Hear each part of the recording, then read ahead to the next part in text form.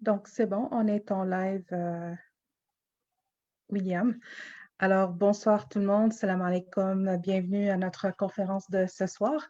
Alors, encore une fois, le CMF est de retour avec une conférence qui porte sur les contestations de la loi 21 et l'invité de ce soir, c'est Maître William Corbett-Lee. Alors, comme que vous savez, les contestations contre la loi 21 ont débuté devant les tribunaux officiellement en date du 2 novembre. Et Maître Corbatly, ce soir, va expliquer les différents aspects juridiques de ces contestations et il répondra aussi à vos questions. Alors, comme d'habitude, je vous invite bien sûr à écrire vos commentaires ou vos questions dans la section des commentaires sur la page Facebook du FMC, le Forum musulman canadien.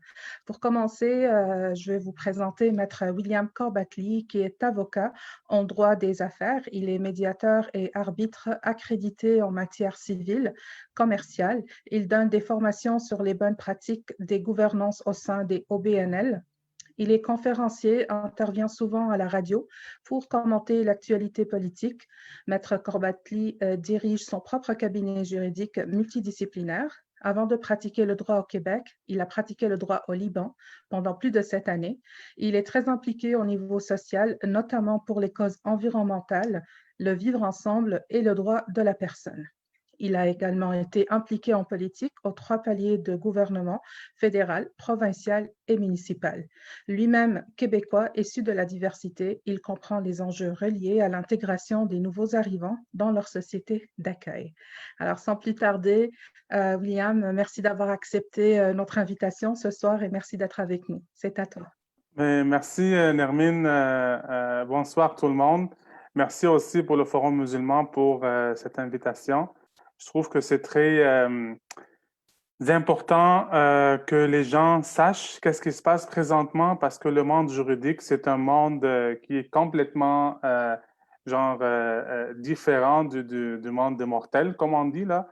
Euh, on, on entend souvent, ou bien récemment, on lit les journaux, ou bien on entend qu'il y a des témoignages de part et d'autre, mais qu'est-ce qui se passe? Est-ce que ça va bien? Est-ce que les contestations vont bien?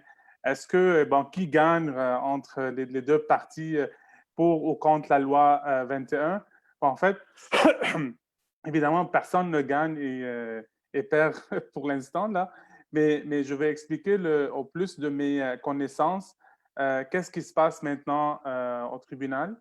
Alors, je vais regrouper mon intervention, un pour un petit rappel sur la loi 21, très, très, très rapide. Par la suite, je vais résumer au plus possible les différents arguments juridiques de tous les partis. Et par la suite, je veux peut-être donner un peu mon opinion personnelle sur le déroulement des témoignages jusqu'à maintenant. Et à la fin, bon, évidemment, on prend les questions du public. Alors, là, je commence. La loi 21, comme bon, presque tout le monde le sait présentement, c'est la loi sur la laïcité que le gouvernement Legault à l'époque a décidé de l'adopter bon, il y a un an et demi environ maintenant. C'était une promesse électorale. Ce n'est pas une surprise par rapport à la CAQ. Alors, c'est ce qu'il a promis, c'est ce qu'il a livré, évidemment. Par contre, c'est que M. Legault, ce qu'il a dit, c'est qu'il veut mettre un terme à ce sujet une fois pour toutes. Bon, évidemment, il a enflammé plus la société et c'est loin, loin, loin d'être fermé ce débat-là ou bien terminé. Parce que dans cette loi, on touche aux droits de la personne. Alors, on dit toujours que c'est un... M. Legault dit que c'est un bon compromis, mais encore une fois, un bon compromis entre qui et qui. Parce que, à ma connaissance, surtout en commission parlementaire, lors des débats sur cette loi, il n'y a pas beaucoup de personnes, ou bien je ne me rappelle pas que les personnes concernées, ça veut dire les personnes qui sont touchées directement par la loi, qui avaient la chance ou bien l'opportunité d'expliquer, de dire pourquoi cette loi-là, leur signe religieux, en fait, n'affecte aucunement la laïcité, là. Mais bref, c'est un compromis alors entre des personnes qui ne sont pas touchées avec la loi 21. C'est ça, ce que je trouve dommage, en fait. Alors, je ferme les petites parenthèses et mon éditorial. Et là, je m'en vais vers l'aspect juridique. Alors, à la loi 21, ce qu'on a fait, c'est qu'on a interdit aux personnes, aux fonctionnaires, en fait, qui portent des signes religieux, aux fonctionnaires en position d'autorité, qui portent des signes religieux, de les porter durant leur prestation de travail. Les personnes en autorité sont les policiers, les juges, procureurs de la couronne, et on a ajouté les enseignants. Il faut. Et le gouvernement a dit, ben ça c'est Bouchard-Taylor, sachant que ni Bouchard ni Taylor ont mentionné que les enseignants, par exemple, doivent être là-dedans. Deux, Taylor s'est désisté de son rapport et M. Bouchard aussi a beaucoup critiqué cette loi-ci et que ce n'était pas vraiment l'esprit de compromis que la commission Bouchard-Taylor voulait faire. Justement, si je me Oui. permets, excuse-moi de t'interrompre un petit moment, William, quand on parle de la position ou la profession des enseignants, les directeurs, donc tout ce qui touche les écoles et ce qu'on appelait dans le temps les commissions scolaires, pardon, j'ai oublié le nouveau nom que les commissions portent aujourd'hui, Centre de service. les centres de services, ce Oui. que plusieurs membres de la communauté ou même dans la société en général, on ne comprend pas, qu'est-ce qui fait qu'un enseignant il est dans une position d'autorité ou qu'est-ce qui fait que le gouvernement, justement, ne comprend pas qu'un enseignant n'est pas un officier de police, n'est pas un juge, ne porte pas cette position-là qu'on essaye de nous faire croire ou de nous expliquer? En fait, merci pour cette question, très bonne question. C'est que le gouvernement se base sur un préjugé ou bien sur une impression ou bien sur une opinion purement personnelle, aucunement prouvée scientifiquement, ni par des sondages, ni par des études, rien du tout. C'est que l'enseignant, à cause de son autorité morale sur l'enfant, là, il pourrait l'affecter, l'influencer, en fait, peut l'influencer pour l'influencer. À cause de cette influence-là, si une personne qui porte le signe religieux est là, l'enfant, parce qu'il est fragile, il est vulnérable, il va être tenté de porter le voile, porter la kippa, porter le turban, même s'il n'est ni musulman, ni juif, ni sikh, par exemple. Alors, c'est ça la position du gouvernement. Bien entendu, il n'y a aucun fondement à cette opinion-là. Encore une fois, c'est purement politique et M. Legault l'a dit lui-même, c'est que pour lui, c'est que c'est au milieu entre les personnes qui sont, je veux pas, c'est pas nécessairement ce qu'il a dit M. Legault, mais bien entendu, entre les personnes racistes et les personnes qui sont trop à gauche, qui veulent vraiment trop multiculturalistes, mettons. Sur le même point, en fait, il y a plusieurs personnes qui nous posent aussi la question. Donc, si aujourd'hui, ça touche les enseignants et tout le corps ou le personnel des centres de services ou les ex-commissions scolaires, donc, est-ce que ceci s'applique aussi sur les éducatrices dans les autres établissements, dans les services de garde, les garderies privées ou les CPE, etc., ou non? Non, pour l'instant, non. Mais maintenant, je pose la question. Si on a, surtout concernant le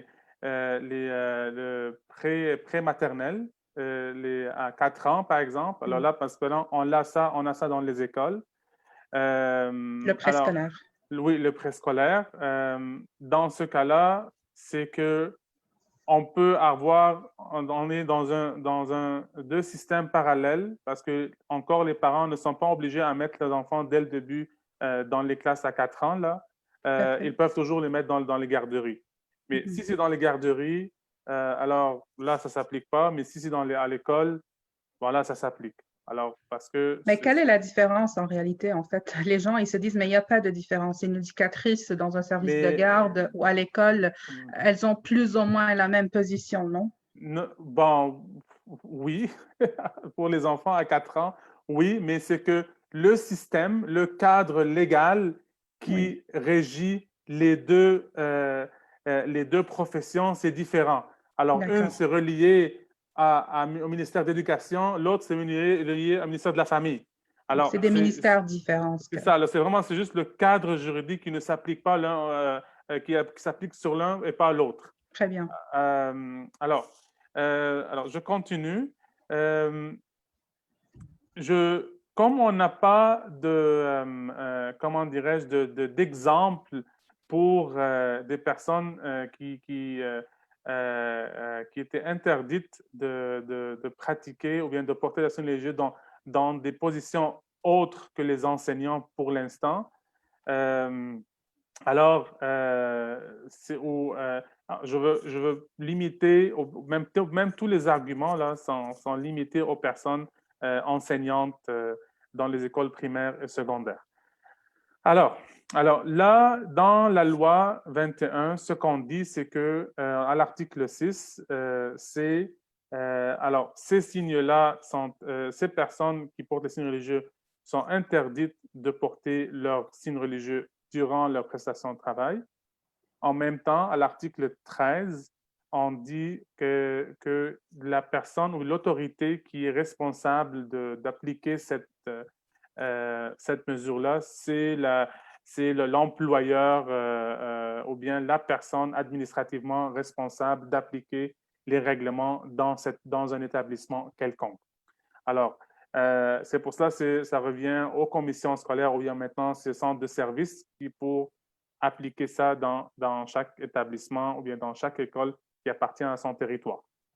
Il y a aussi l'article 33 et 34 de la loi qui sont les clauses dérogatoires qui sont permises par la charte canadienne.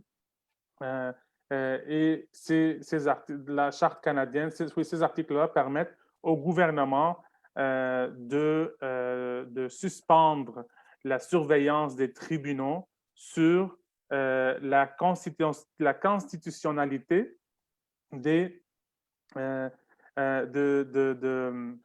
de tout acte qui pourrait compromettre les droits et libertés mentionnés à l'article 2 et les articles 7 à 15.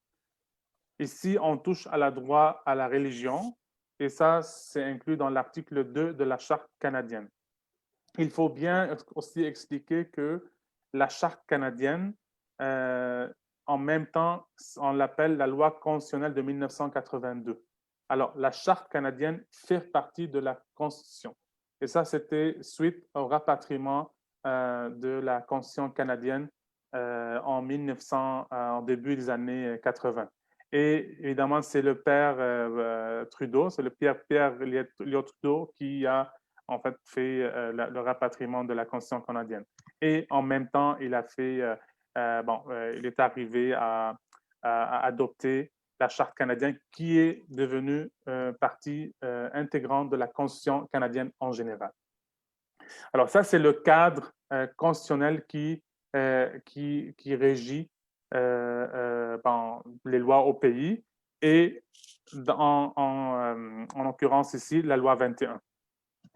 Alors, la clause dérogatoire, comme on a dit, c'est la clause qui permet au gouvernement de suspendre la surveillance des tribunaux sur la constitutionnalité de certains actes qui pourraient compromettre les droits et libertés à l'article 2 et 7 à 15 de la Charte canadienne.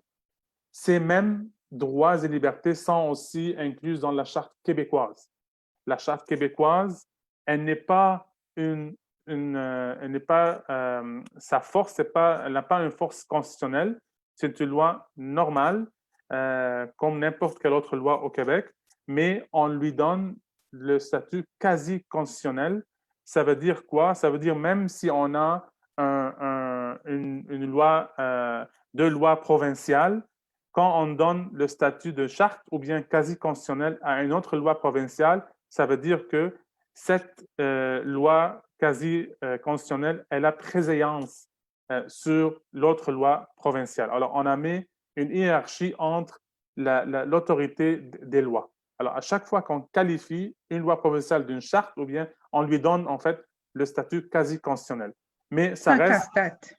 oui, mais ça reste toujours, c'est l'Assemblée nationale qui a l'autorité et qui a le pouvoir de les adopter et les amender, etc.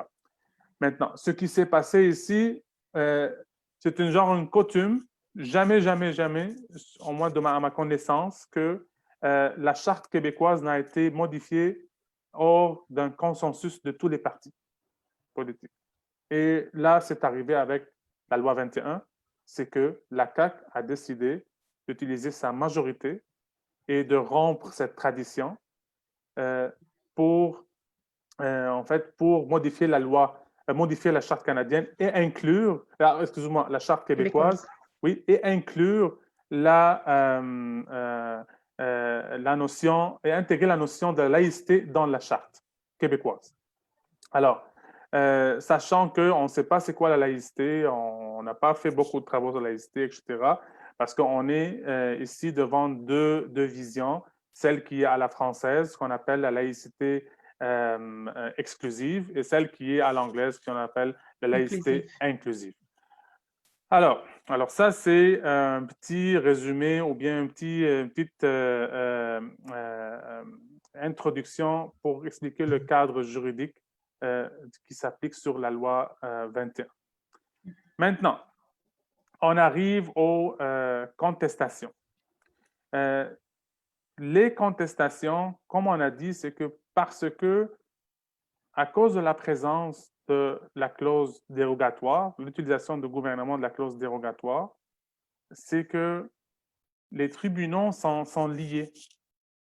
Alors, peu importe ce qu'on va invoquer comme argument pour dire que, bon, écoutez, cette loi discrimine les gens selon leur religion, les tribunaux vont dire oui, j'aime bien, mais écoutez, là, mes mains sont liées. Alors, à moins que vous me trouviez des arguments qui ne sont pas couverts par l'article, la clause dérogatoire, mais là, je ne peux rien faire.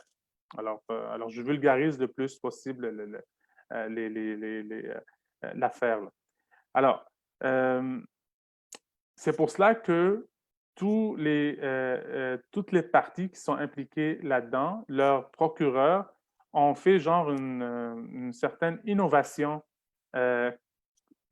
constitutionnelle ou bien innovation dans les arguments constitutionnels. Alors, premier argument principal, c'est juste pour rappeler qui sont les partis. Les partis sont le NCCM et j'ai oublié le nom le nom complet là. Il y a aussi la commission scolaire anglophone. Il y a aussi la coalition Inclusion Québec.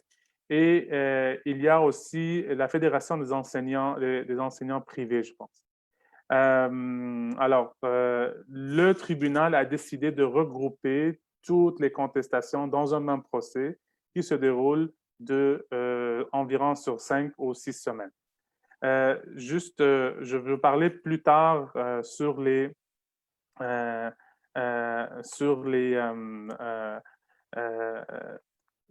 déroulements des instances, là. Ça veut dire quoi 5 semaines? Qu'est-ce qui se passe? Alors, ça, je vais en parler plus tard, sur la procédure en tant que telle. Alors, excusez-moi.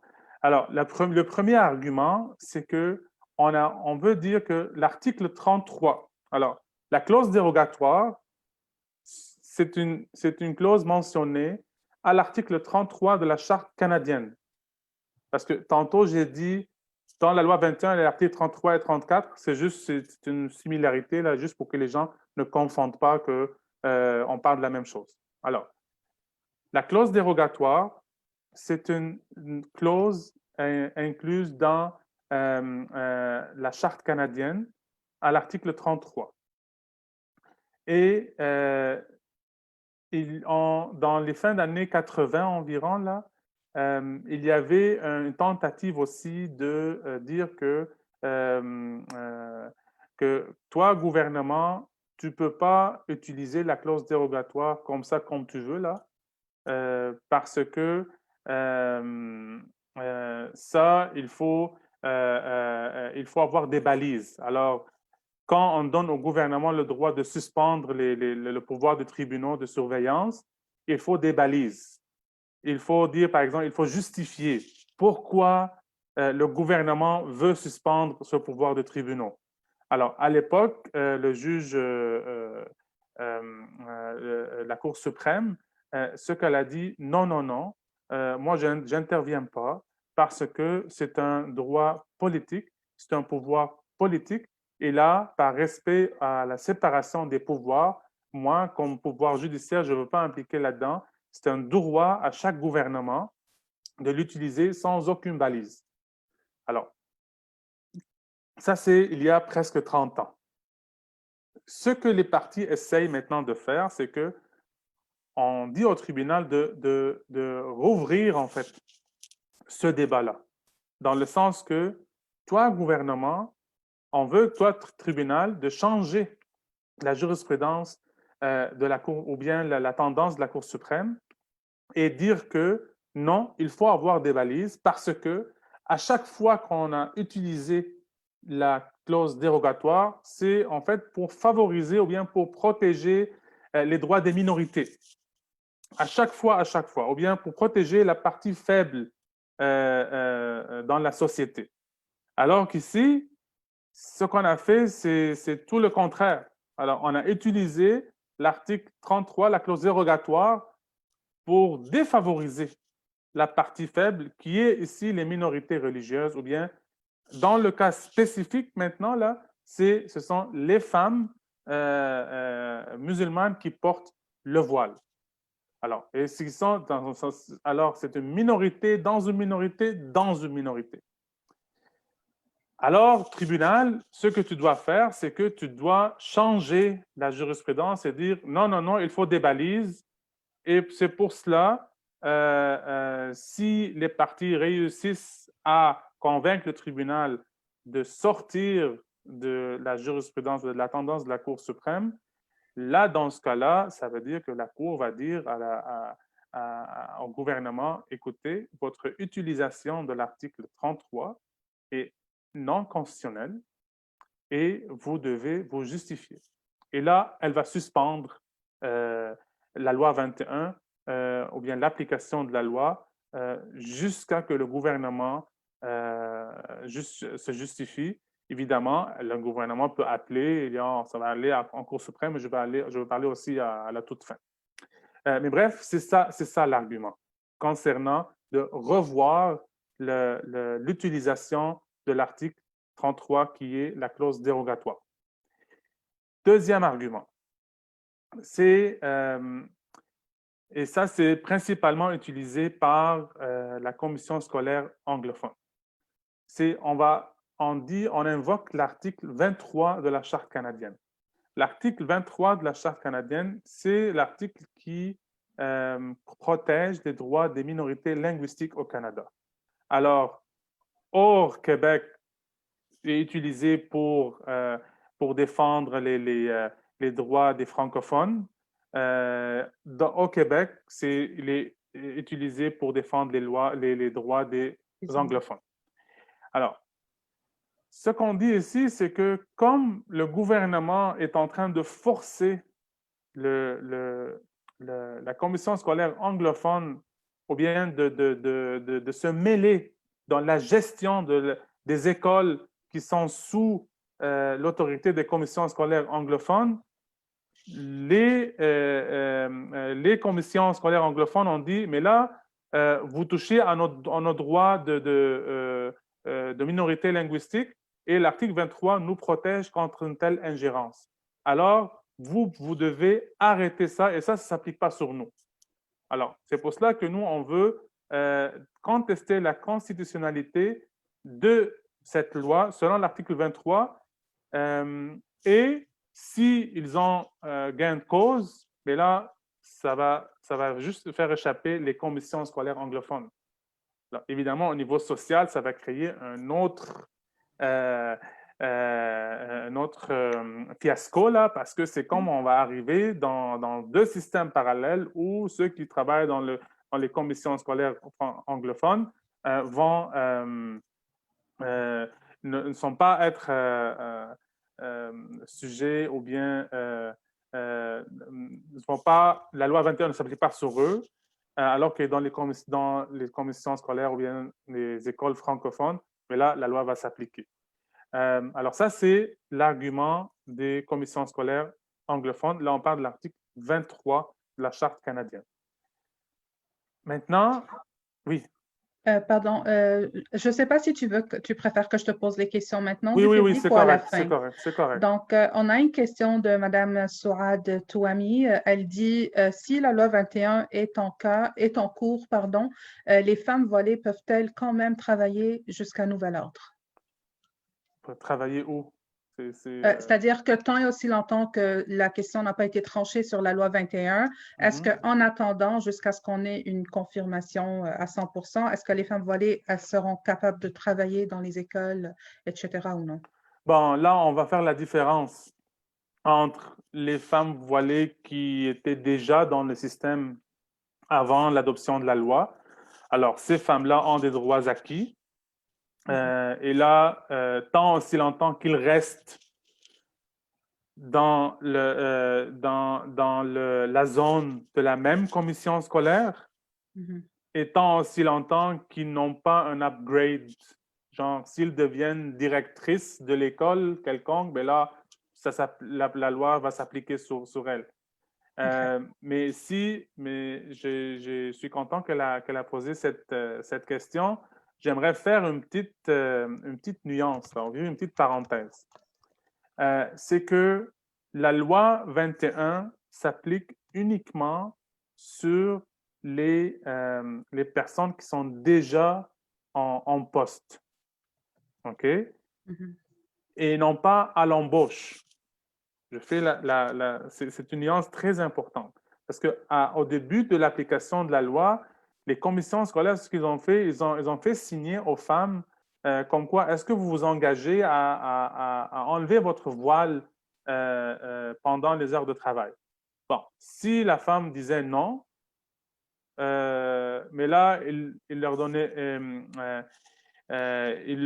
les commissions scolaires ne leur ont pas donné leur ont pas donné Un contrat? le poste ou bien un contrat. Selon moi, ça c'est mon opinion juridique, ça c'est discriminatoire et ça va et la loi 21 ne s'applique pas parce que n'oubliez pas ce qu'on dit à l'article 13 de la loi, c'est l'employeur qui a l'autorité d'appliquer la loi. Alors que lors de l'embauche, ces femmes-là ne sont pas encore des employés, ils ne font pas encore partie des syndicats pour qu'on les interdise, pour qu'on leur interdise en fait un poste parce qu'ils ont refusé de porter, d'enlever leur voile. Je fais une analogie, c'est que j'applique pour un permis de conduire, est-ce que il y a un engagement comme quoi je m'engage à respecter le code de la sécurité routière. Sinon, je ne veux pas avoir mon permis. C'est absurde. On est obligé de respecter les lois. Et si on ne les respecte pas, bon, là, on subit les conséquences, tout simplement. Alors, c'est pour cela qu'au niveau de l'embauche en tant que telle, et évidemment pour les stagiaires, la loi, on ne peut pas l'appliquer. Alors, selon moi, une femme voilée qui va aller appliquer un poste dans un centre de service scolaire quelconque et qu'il refuse de l'engager parce qu'elle ne veut pas enlever son voile ou bien elle dit qu'elle ne va pas respecter la loi, mais là, c'est discriminatoire et elle peut aller à la commission de droits de la personne pour contester ça. Alors, ça, juste au niveau de l'embauche. Okay? Une autre chose, après l'abolition des commissions scolaires, les commissions scolaires, chaque commission scolaire est autonome, est indépendante l'un de l'autre. Alors, la commission scolaire peut avoir ses propres contrats parce que c'était une autorité qui est élue. Et quand on a dit, si on change d'employeur, comme on a dit, si on change d'employeur, ceux ou celles qui avaient les droits, qui avaient des droits acquis, s'ils changent d'employeur, alors s'ils changent de commission scolaire, elles allaient perdre leurs droits acquis. Mais là, maintenant, les centres de services, quand on a aboli les commissions scolaires, les centres de services ne sont plus des employeurs eux-mêmes, là. Sont tous faire partie centralisés et c'est tout sous le ministère de l'Éducation directement. On n'a plus d'élections, à l'exception des anglophones. Oui. Alors, selon moi aussi, si on fait un changement là, de centre de service, genre moi je travaille maintenant dans le centre de service de Pointe-aux-Îles et au Pointe-aux-Trembles, et là je vais aller au centre de service de Laval. Le centre de service de Laval, il ne peut pas dire que je dois enlever mon voile parce que j'ai changé d'employeur. Mais je n'ai pas changé d'employeur. Parce que c'est tous selon la structure centralisée, c'est hiérarchique, c'est le gouvernement maintenant l'employeur. Les centres de service ne sont pas autonomes, ce sont des fonctionnaires. Alors, à moins que j'ai tort, peut-être, mais encore une fois, c'est selon les données qu'on a maintenant, c'est mon opinion juridique là-dessus et ça vaut la peine de contester ça, en fait, si jamais on est refusé d'avoir un poste dans un autre centre de service, dans une autre zone. Alors là, je ferme cette grande parenthèse par rapport à l'embauche et aux droits acquis. Alors, j'étais à l'article 23 et là, je suis arrivé à la troisième contestation. Excusez-moi. À la troisième argument. C'est l'article 28 de la Charte canadienne aussi. Alors, l'article 28 de la Charte canadienne, c'est l'article qui dit que peu importe comment on applique les lois, il ne faut pas que ça crée une discrimination entre les sexes, ou bien une injustice, ou bien défavoriser un sexe ou favoriser un sexe par rapport à un autre. C'est ça ce que dit l'article 28. Et ça, c'est l'un des arguments. Il dit que l'article 28 n'est pas inclus dans la portée de la clause dérogatoire qui est l'article 33, parce que, rappelons-nous, l'article 33 de la Charte canadienne s'applique uniquement sur les articles 2 et 7 à 15 de la Charte canadienne. Alors que l'article 28 n'est pas, évidemment, ni l'article 23, mais l'article 28 n'est pas soumis à l'article 33. Ça peut apparaître logique, mais encore une fois, c'est nous, les avocats, on complique trop les choses. Alors, il y a une majorité d'opinions d'experts en droit constitutionnel comme quoi l'article 28, surtout si on lit les débats parlementaires à l'époque lors de son adoption, là, c'est que c'est un article interprétatif et non pas un article qui crée un droit qui est séparé des autres droits mentionnés dans les articles 2 et 7 à 15. Plus spécifiquement, on a parlé c'est lié à l'article 15 en tant que tel. Parce que à l'article 15, on dit qu'il ne faut pas que l'application des lois cause une discrimination, que ce soit au niveau religieux ou bien au niveau de la race, ou la race, le sexe, etc. Alors, l'article 28, il est arrivé juste selon ces constitutionnalistes, pour interpréter en fait cet article, l'article 15, pour en fait mentionner, oui, il ne faut pas que ça crée une discrimination entre les femmes et les hommes. Maintenant, l'innovation juridique ici, c'est qu'on dit non, non, non. L'article 28, ça, il a créé un, un droit à part qui s'applique uniquement sur la discrimination entre les sexes. Alors, ça veut dire que peu importe ce qui se passe dans la société, c'est interdit, interdit, interdit de créer une certaine injustice quand on applique une certaine loi entre les hommes et les femmes. Et c'est ce qui se passe maintenant.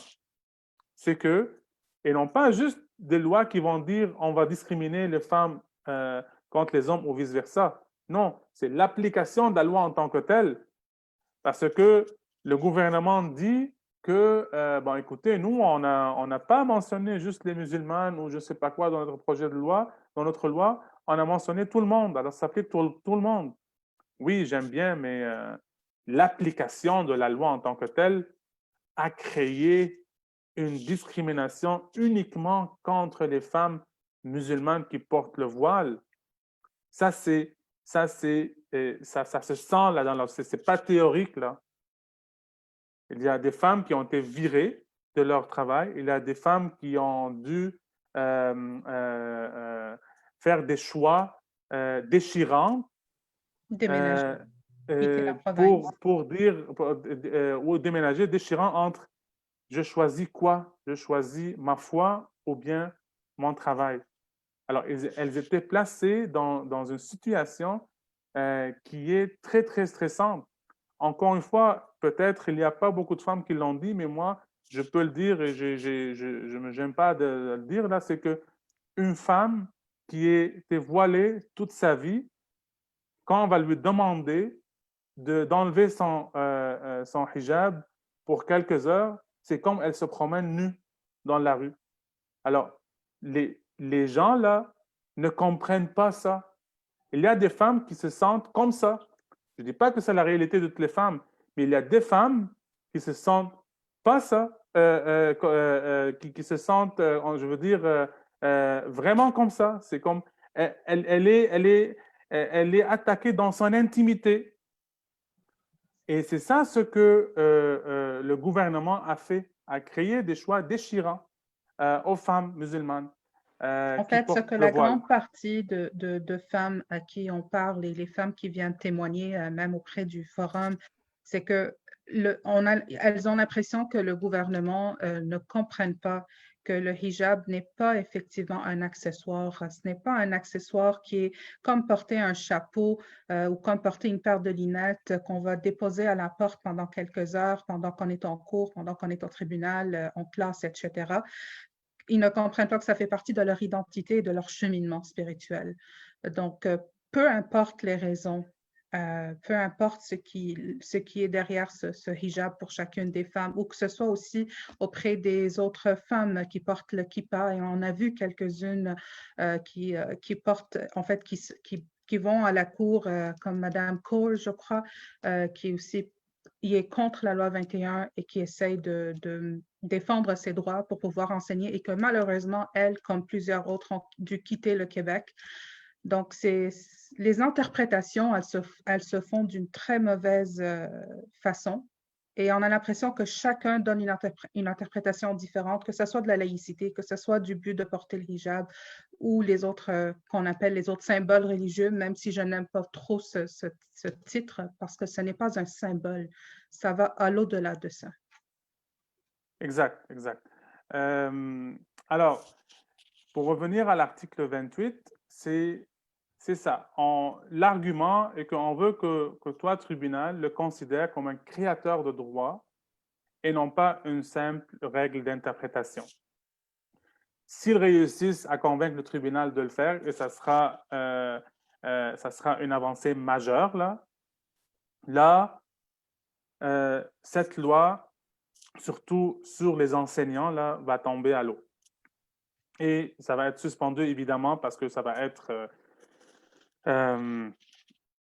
contesté par la Cour d'appel et ainsi de suite jusqu'à la Cour suprême.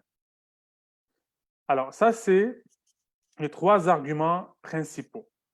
Il y a un autre argument qui dit que même si la clause dérogatoire est là, mais ça n'empêche pas le tribunal, sans trancher, en fait, si c'est constitutionnel ou bien sans casser la loi, d'émettre un jugement déclaratoire. Comme ça, elle déclare le tribunal que oui, cette loi est discriminatoire, elle discrimine ces femmes-là, elle attaque la liberté de religion, mais parce que il y a la clause dérogatoire, je ne peux rien faire. Alors, ça, c'est un pouvoir, l'effet de ça, ça va être un effet moral, évidemment, et non pas vraiment, il peut être utilisé pour mettre plus de la pression politique sur le gouvernement si jamais le tribunal est amené à faire un tel jugement déclaratoire. Il y a un autre aussi argument qui sort de l'application de l'article 33, qui est la clause dérogatoire. C'est que, juste aussi, j'ouvre une petite parenthèse historique, c'est que lors après le référendum de 1998, là, c'est qu'il y avait un pourvoi on a demandé au gouvernement à la Cour suprême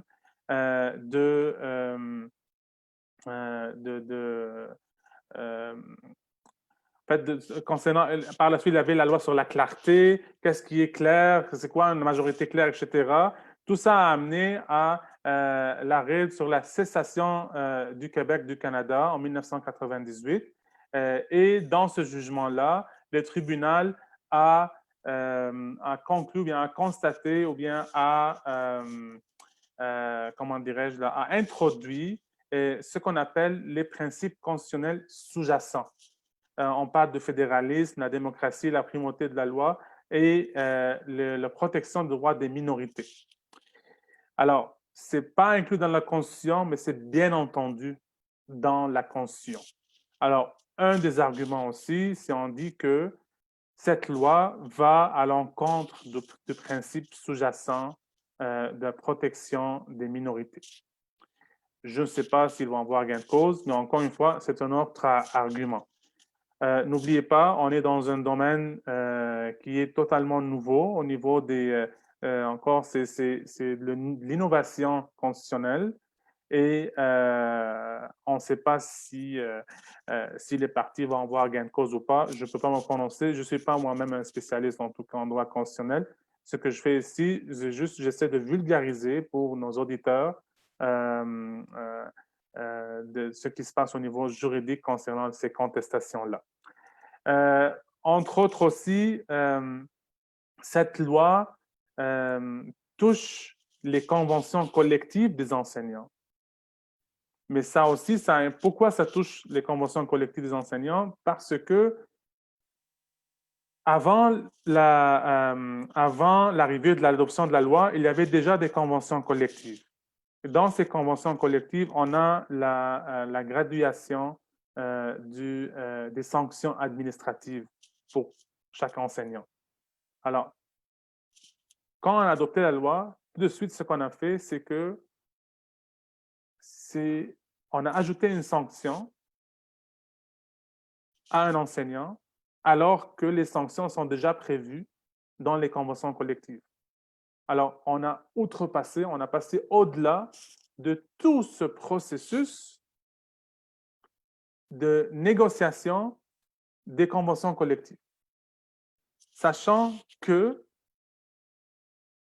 on l'appelle la trilogie là, de la Cour suprême à l'époque, c'est qu'elle a obligé le gouvernement de négocier de bonne foi. Il y a une obligation de négocier de bonne foi quand on négocie les conventions collectives. C'était à l'époque dans le domaine de la santé. Alors, ici, c'est qu'on a forcé, on a amendé la convention collective d'une façon contre la volonté d'une des parties qui est la partie vulnérable, sans négocier. Alors, ça aussi, c'est un argument, mais cet argument touche le droit à l'association ou la liberté d'association, ça veut dire les droits des syndicats, mais qui est aussi inclus dans les articles, dans l'article 2, qui est aussi inclus dans la portée de la clause dérogatoire. Alors, ça aussi, c'est un autre argument. Alors, je pense maintenant, j'ai fait le résumé de tous les arguments et je veux passer à l'explication de procédure judiciaire en tant que telle. Qu'est-ce qui se passe maintenant au tribunal? Mais avant ça, je ne sais pas s'il y a des questions à...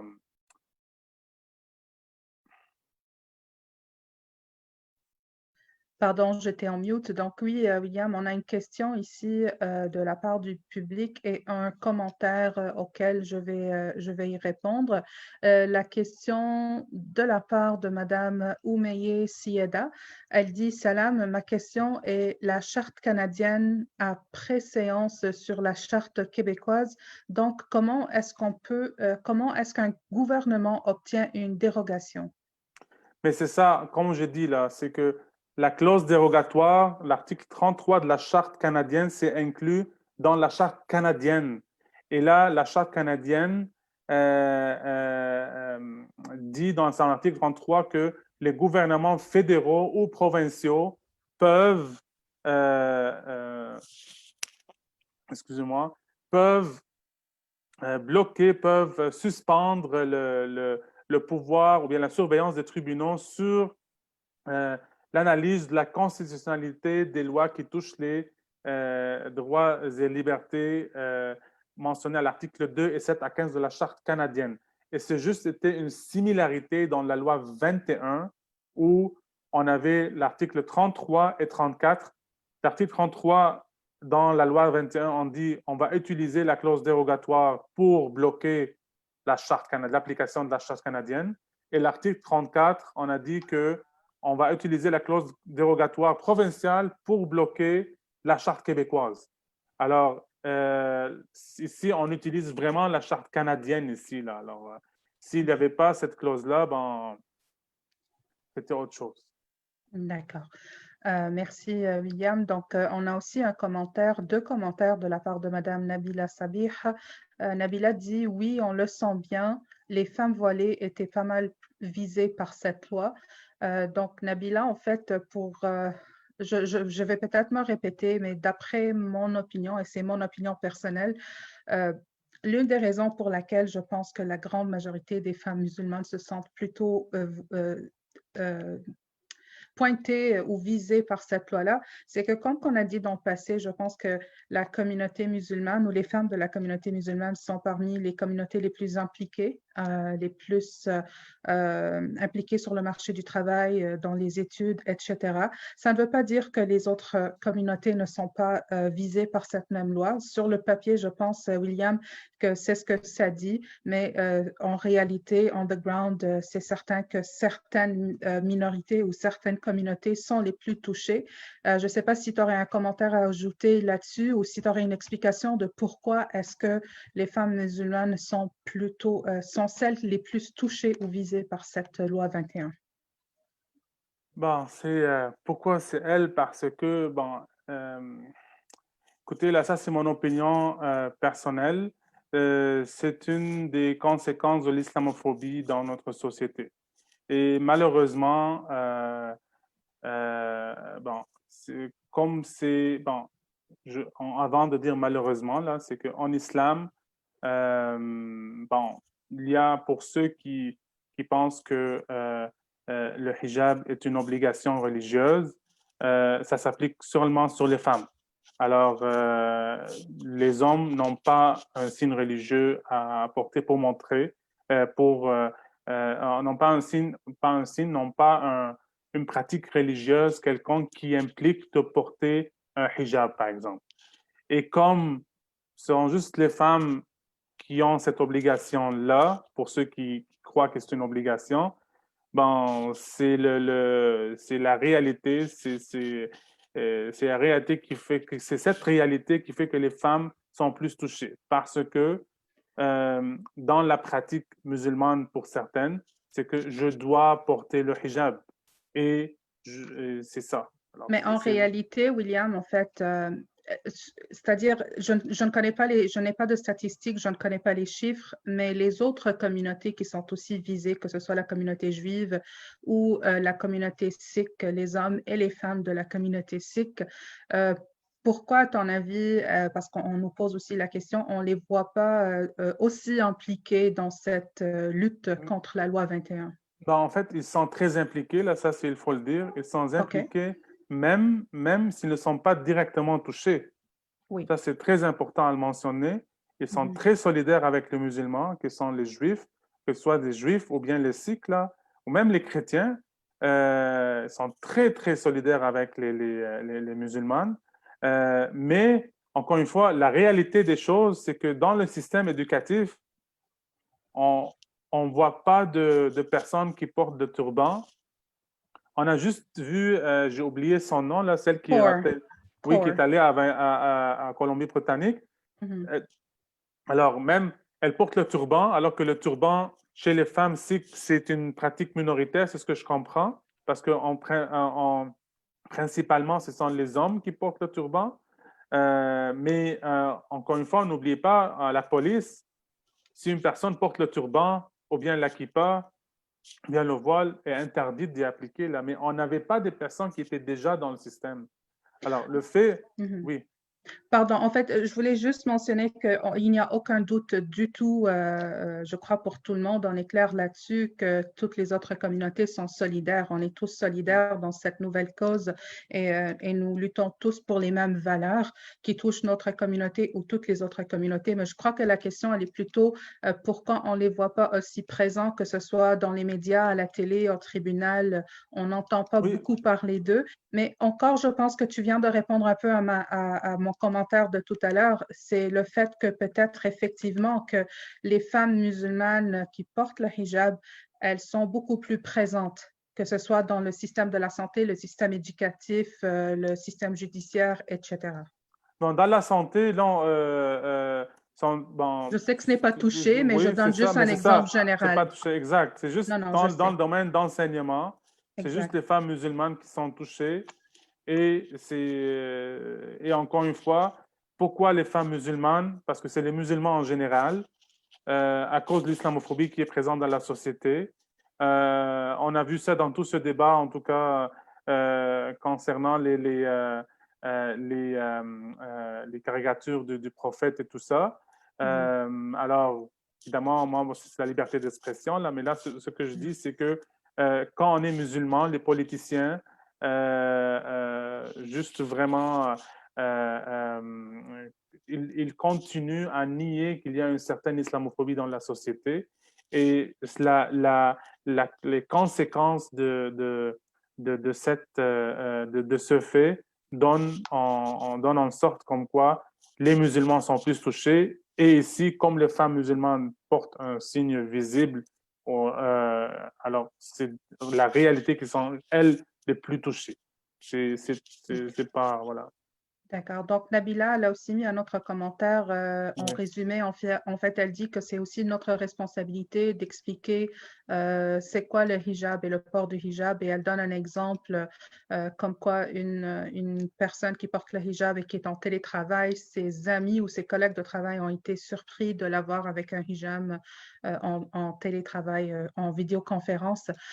Honnêtement, et encore une fois, ça c'est mon point de vue personnel, Nabila. Oui, c'est vrai que c'est important d'expliquer les choses, de clarifier certains points, mais aussi à un moment donné, il faut arrêter de le faire parce que jusqu'à quand on va donner des explications, jusqu'à quand vous allez vous justifier. Et aussi, je ne crois pas du tout que c'est pertinent de rentrer dans la dogme de votre religion, dans le credo. C'est pas ça le but, en fait. Nous avons des valeurs, nous avons des droits fondamentaux et que vous soyez musulmane, athée, juive, sikh, peu importe votre foi, peu importe vos croyances, c'est les mêmes valeurs qui doivent et les mêmes droits fondamentaux qui s'appliquent sur tous les citoyens canadiens et québécois. Donc, ça, c'est mon opinion. Je te remercie beaucoup, Nabila, pour tes commentaires et d'être présente. Et la dernière question que nous avons ici, William, pour toi, c'est de la part, encore une fois, de Madame Oumey Sieda. Elle dit quels sont les contre-arguments de l'autre partie, quelle est la probabilité que les arguments présentés soient considérés par la Cour? J'arrive à ça. J'arrive. Très bien. J'aimerais, le commentaire de Nabila, je pense, m'a fait rappeler que oui, il faut s'arrêter là, il faut qu'on arrête de se justifier pourquoi on pratique telle ou telle religion, ou pourquoi on le pratique de cette façon ou de telle façon là. Écoutez, là, personne n'a le droit de me dire de s'immiscer dans ma vie privée. C'est si simple que ça, là. Maintenant, oui, l'opinion publique, est-ce qu'on doit expliquer à l'opinion publique c'est quoi le hijab pour moi, etc. Bon, ça reste un choix personnel. Et aussi, oui, c'est un geste de courtoisie, c'est un geste de rapprochement envers l'autre dans la société pour qu'ils Tout comprennent à fait.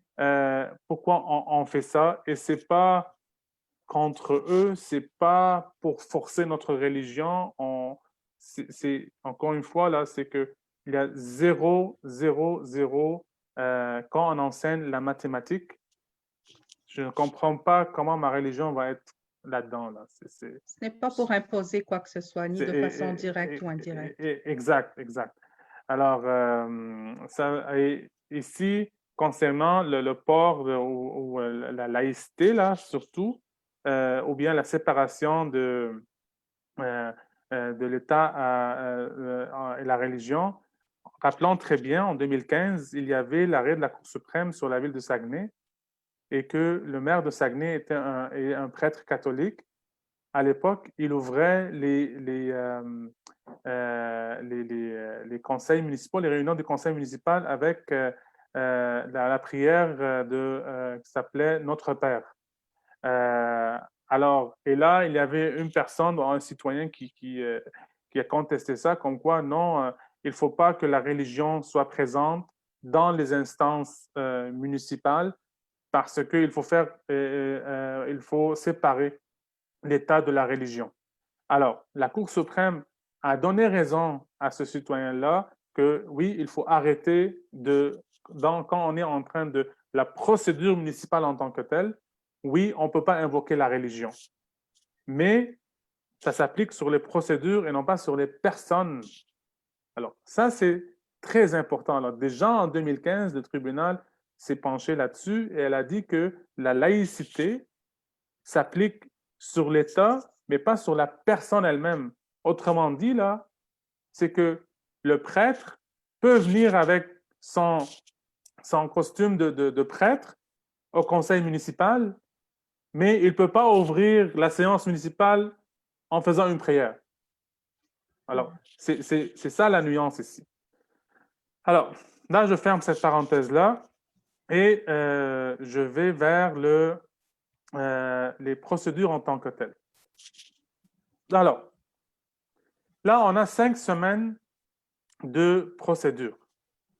Dans ces 5 semaines, et ça, il faut que les gens comprennent, c'est une longue période là. Moi, j'étais impliqué à un moment donné dans un litige en droit de responsabilité médicale et le procès était 3 semaines. Okay? 3 semaines, j'avais pas de vie pour des mois et des mois et des mois. Parce que, qu'est-ce qui se passe dans ces procès-là? Chaque jour, de lundi à vendredi, de 9 à 5, il y a des témoignages, des interrogatoires, il y a des contre-interrogatoires, et il y a une préparation à ces interrogatoires, aux contre-interrogatoires. Il y a des experts. Il faut bien préparer nos questions aux experts. Il faut essayer de discréditer l'expert de l'autre partie. Alors, ça c'est du travail. C'est du travail.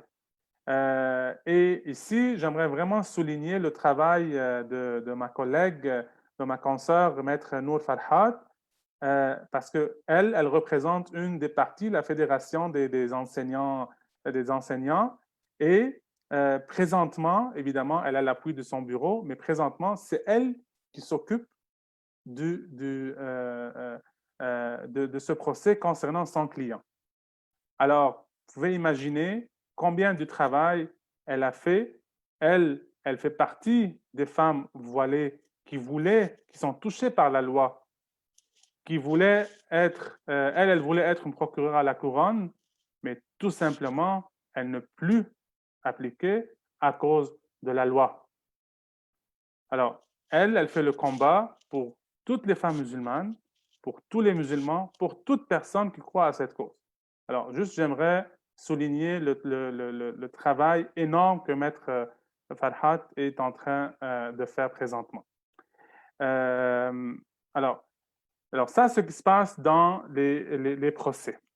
Alors, 5 semaines, le gouvernement a amené ses propres experts et ses propres témoins, et les autres parties ont amené aussi leurs propres experts et témoins.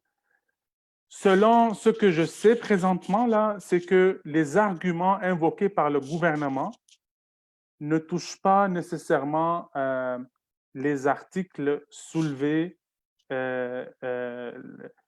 par les autres, par les demandeurs, par les personnes qui contestent la loi. Le gouvernement, en général, leur argument, c'est pour donner pour montrer qu'ils ont l'autorité, en fait, qu'ils ont le pouvoir de dire que nous, en tant que majorité culturelle, on a le droit de faire respecter nos mœurs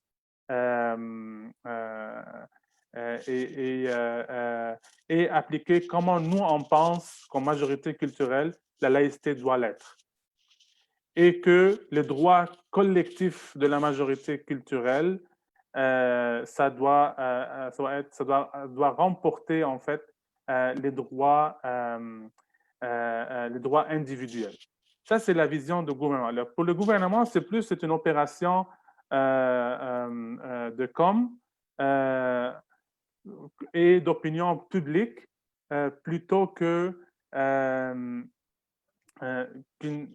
des arguments juridiques. Alors que les autres arguments, on amène des arguments pourquoi on veut que l'article 28 soit adopté par le gouvernement. Excusez-moi, l'article 28 doit l'argument de l'article 28 doit être accepté par le tribunal. Pourquoi l'article 33, le tribunal doit sortir de la jurisprudence de la Cour suprême et dire non, non, non, il faut maintenant des valises. Pourquoi cette loi touche aux droits des anglophones? Alors, vraiment, là, les experts et les témoins des partis qui contestent la loi sont pour justifier leurs arguments. Alors que les autres experts, là, c'est que de la partie adverse du gouvernement, encore une fois, c'est une opération de com pour moi, là. C'est plus politique, c'est plus pour influencer l'opinion publique plutôt que des arguments purement juridiques. Il faut aussi souligner que 2 semaines avant le début des procès, le gouvernement avait 1 ou 2, je pense, ou 3 témoins maximum. Maximum. Là, on commence et par la suite, 2 semaines par la suite, ils ont soudainement, ils ont une panoplie de témoins et d'experts. Ça, en tant que procédure judiciaire, ben, c'est pas bon. C'est un manque de courtoisie. C'est comme on a pris l'autre partie par surprise. Alors, nous, on a pris toute une année pour qu'on se prépare pour pour interroger ou contre-interroger 2 ou 3 témoins maximum. Là, on est pris avec 10 personnes et des personnes qui s'ajoutent de plus en plus. Alors, ça aussi, je trouve ça une mauvaise foi de la part du gouvernement, là. Mais évidemment, je ne pense pas que le juge va être en mesure de dire non, non, non, vous ne faites pas ça, malgré le fait qu'il peut le faire. Mais encore une fois, n'oublions pas, c'est une affaire d'opinion publique et que je ne pense pas que le juge va prendre le risque de l'interdire. Alors là, c'est en général ce qui se passe maintenant euh, euh, dans Tribunaux. dans les procédures. Dans les procédures. Oui. Ça se fait parfois à distance, parfois ça se fait sur place. Alors, mais les choses se déroulent bon, comme il faut, là. C'est ça. Est-ce que je suis, est-ce que je suis optimiste? Écoutez, je suis toujours optimiste, là. Mais encore une fois, je pense que l'argument le plus fort, c'est celui des commissions scolaires anglophones, en fait. Super.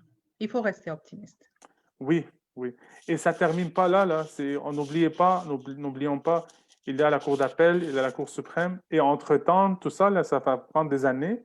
Entre-temps, il y aura des élections.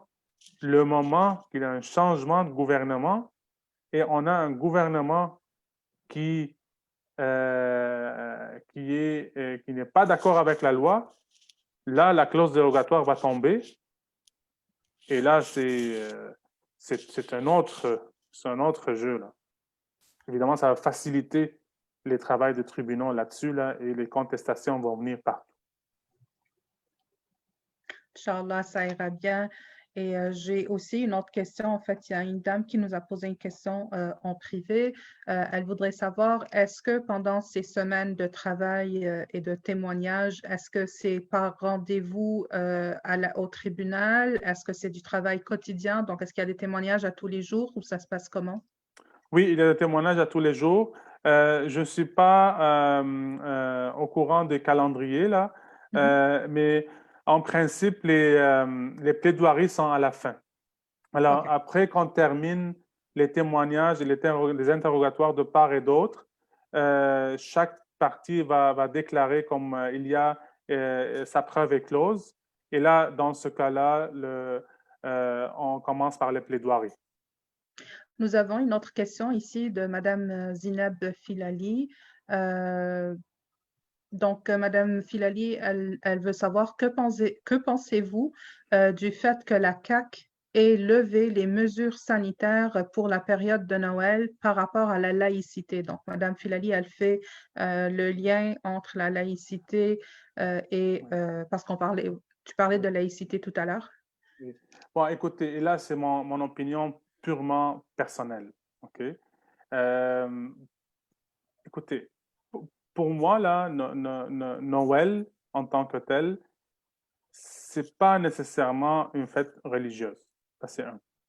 En plus aussi, oui, pour des personnes, pour d'autres personnes, c'est une fête religieuse, mais c'est presque la majorité des Québécois et des Canadiens, là, ils se rendent compte parce que c'est congé, c'est un jour férié. Aussi, c'est une occasion pour aller faire du magasinage. Ça, c'est mon opinion personnelle. Mais je comprends, alors pour moi, ça ne va pas à l'encontre de la laïcité, parce que aussi, si on applique le principe de l'interculturalisme en tant que tel, c'est que euh, Noël ou Pâques, bon, ça existe au Québec depuis des centaines d'années, là. Alors, c'est le patrimoine religieux qui devrait être, en fait, devrait être respecté. Mais je peux comprendre que les autres minorités religieuses, elles se sentent discriminées, et ce qui est très légitime, parce que pourquoi moi, que je ne fête pas Noël au niveau religieux, je dois suivre, je ne peux pas aussi me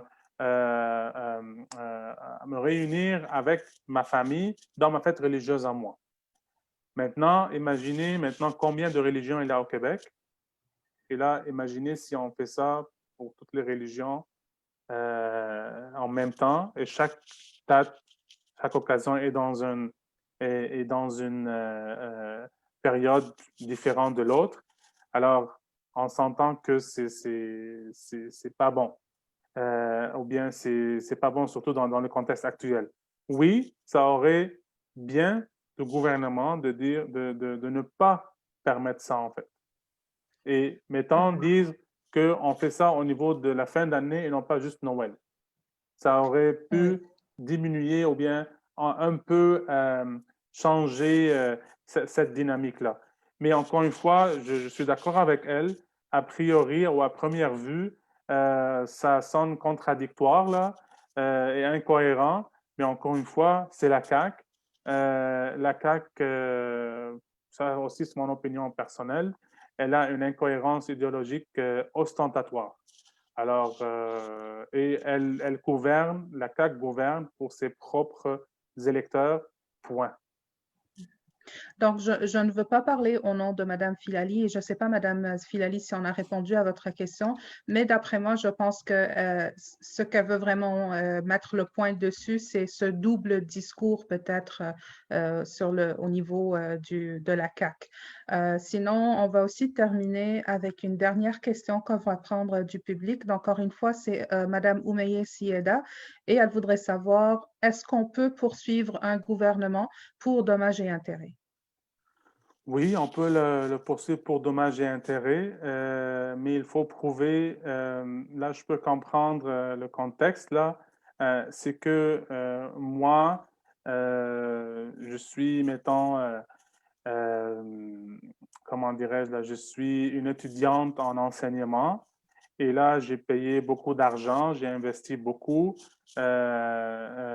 pour qu'un jour je puisse être enseignante. Et là, tout d'un coup, je ne peux pas. Et là, ça m'a causé un préjudice. Théoriquement parlant, la personne peut. Est-ce qu'au même, on peut, je trouve ça que peut-être il y a une certaine ouverture. Je ne veux pas m'avancer trop là-dedans, là, je n'ai pas étudié juridiquement la question, mais peut-être aussi un recours collectif est possible. Mais encore une fois, il faut vraiment. Je ne peux pas engager ma responsabilité professionnelle dans cette idée-là.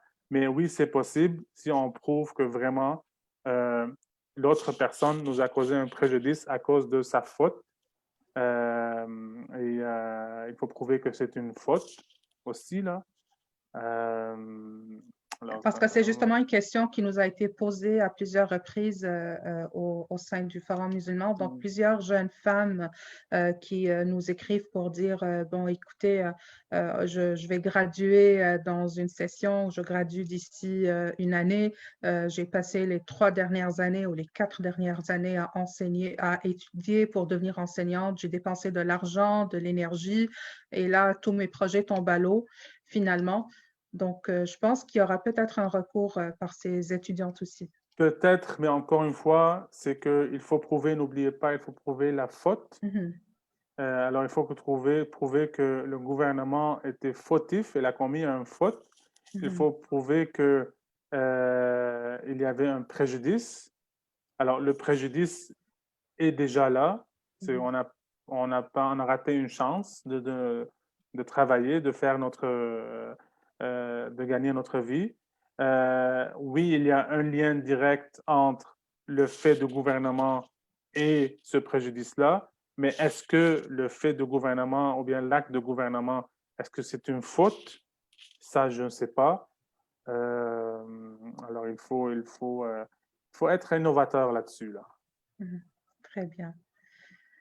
Ben, je te remercie beaucoup, Maître Corbacli. Je ne sais pas si tu voudrais, tu aurais un petit mot de clôture, un dernier commentaire avant qu'on se laisse. Oui, il ne faut pas arrêter, rester optimiste, il ne faut pas arrêter, écouter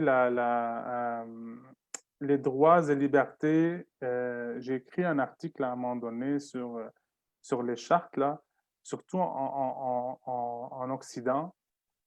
Nous, en Occident, ce qui nous rend distincts d'autres parties du monde, c'est qu'on a une société de droit. On est une société de droit, on croit aux droits et aux libertés et on est régi par des chartes et que tout le monde est égal sous ces chartes-là. Alors, la loi est à notre côté. Ça, c'est sûr et certain. Il ne faut pas juste baisser les bras de suite. C'est un long combat. C'est un long combat. Si nous, on ne gagne pas, ben peut-être on prépare le terrain pour nos enfants. Mhm. Il ne faut jamais arrêter. Si nous, on perd présentement, ben, on va s'assurer que nos enfants vont vont prendre la relève. Il ne faut jamais arrêter, jamais, jamais, jamais arrêter. Faut On pas dit, céder. exact, on dit que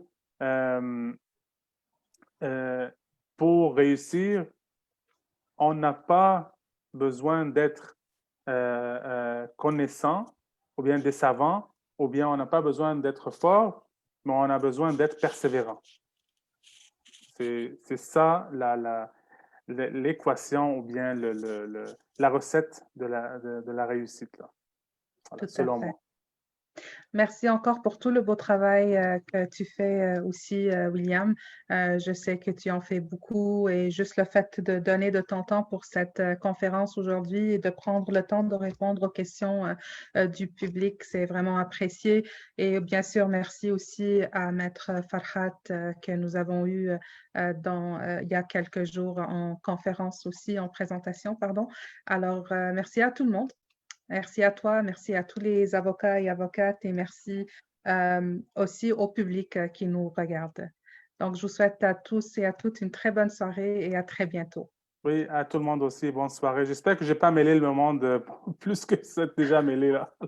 Non, en fait, il y a d'autres questions qui viennent, mais malheureusement, on est C'est bon, obligé d'arrêter. Mais exact. peut-être qu'on reprendra dans une autre séance. Oui, oui, oui, c'est ça. Sûrement. OK. Alors, bonne soirée tout le monde. Bonne Merci, soirée, bye William. bye. Au revoir.